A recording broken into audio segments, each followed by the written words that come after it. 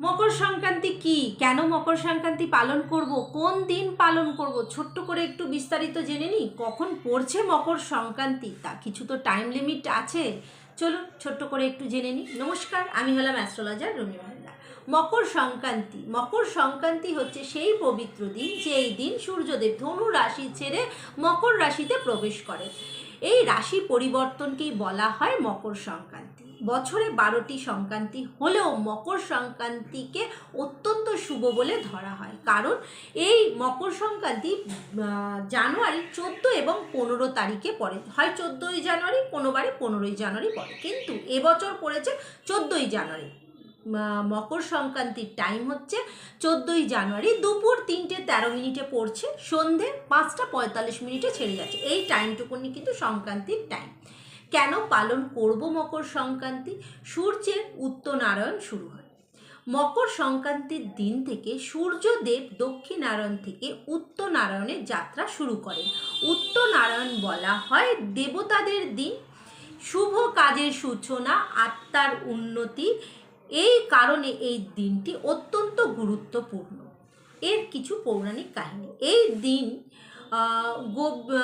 এই দিনটিকে এই জন্য এত শুভ দিন বলে বলা হয়, এবং এর একটা পৌরাণিক কাহিনী। ভগীরথ রাজা গঙ্গা দেবীকে মর্তে নামিয়ে তার পূর্বপুরুষদের মুক্তি দেন, তাই গঙ্গা স্নান, দান ও তপস্যা বিশেষভাবে মাহাত্ম্য। শনিদেবের সঙ্গে সম্পর্ক। মকর রাশির অধিপতি হলেন শনিদেব।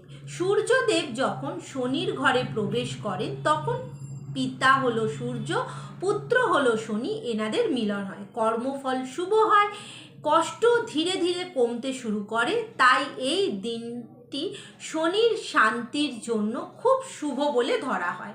এবং কৃষি ও ঋতু। মকর সংক্রান্তি মানে শীতের শেষ ভাগ।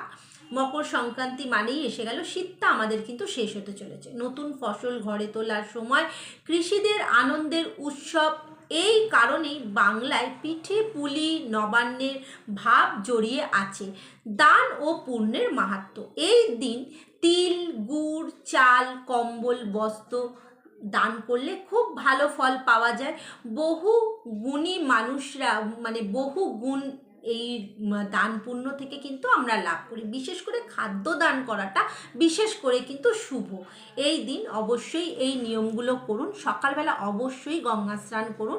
এই দিনটা খুব ভালো বলে আমাদের জীবনে ধরা হয়, এবং এই দিন থেকেই কিন্তু আমাদের জীবনে শুভ ফল কিন্তু শুরু হয়ে যায়। অবশ্যই মকর সংক্রান্তি নিয়ে আপনাদের সঙ্গে ছোট্ট করে একটা আলোচনা রাখলাম। ভালো লাগলে নেক্সট কোনো ভিডিও আপনাদের কাছে আবার নিয়ে আসবো। সবাই ভালো থাকবেন, সুস্থ থাকবেন।